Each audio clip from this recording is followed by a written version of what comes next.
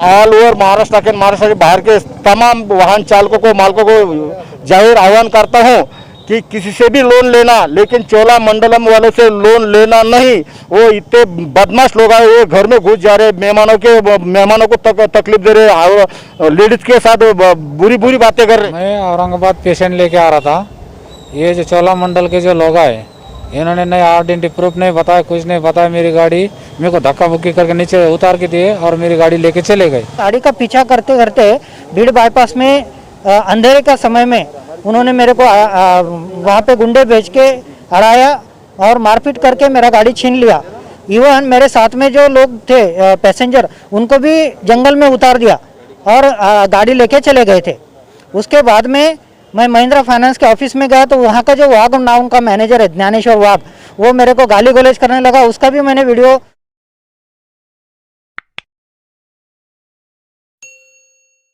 आप देख रहे हैं एसडीएम न्यूज़। मैं हूं रियाज अंसारी। जैसा कि सबको पता है कि महाराष्ट्र में लॉकडाउन की प्रक्रिया चल रही है, जिसके कारण तमाम व्यवसाय बंद है।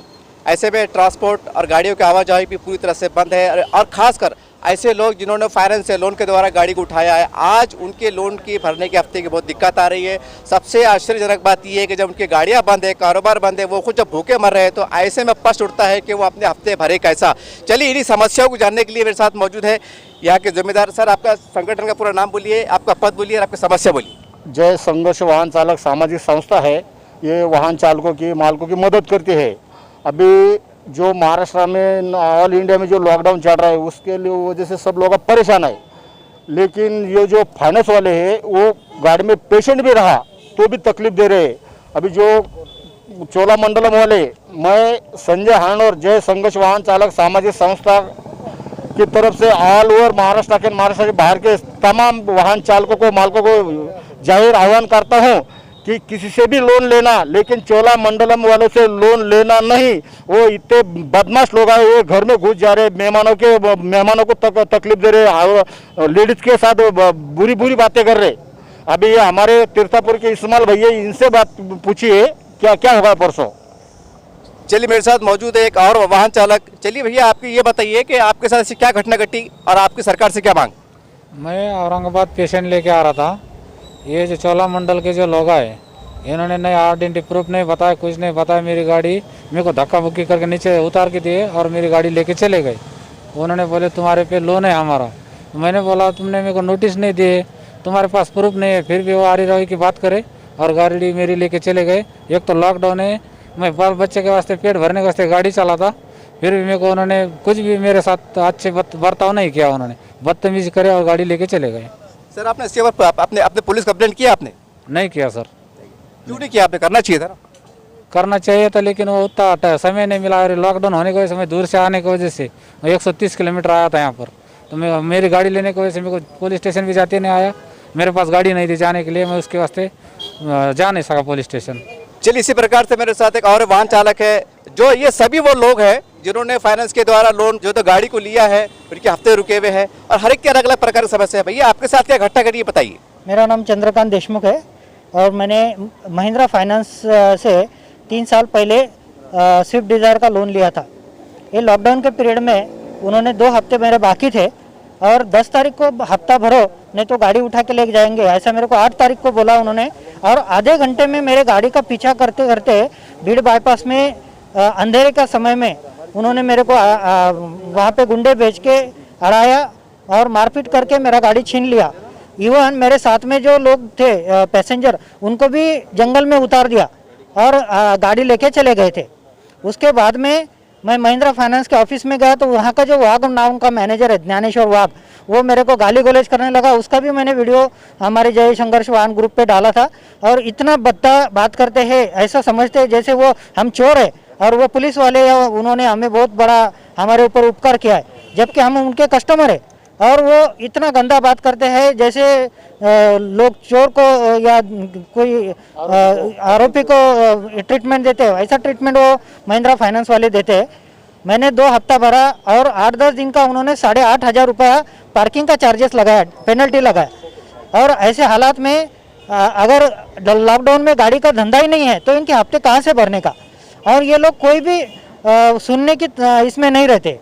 पुलिस वालों को भी ये लोग पैसा खिला के कोई अगर हमारे जैसा कंप्लेंट लेके जाता है तो पुलिस वाले भी इधर नहीं उधर जाओ, या फिर तुमने लोन क्यों लिया, तुमने कितने साइन किए, इस तरह से पुलिस वाले भी उनकी तरफ से बात करते हैं। तो इसके ऊपर सारे हमारा जो समाज है ट्रैवल्स टूरिस्ट वाला, उन्होंने सबने मिलके इनके ऊपर कार्रवाई करना चाहिए। अच्छा भैया, बता सकते हैं कि लॉकडाउन के कारण जब आपका पूरा व्यवसाय कितने दिनों से बंद है, और जब आपका कारोबार बंद है तो आपके खाना पीना कैसे चल रहा है?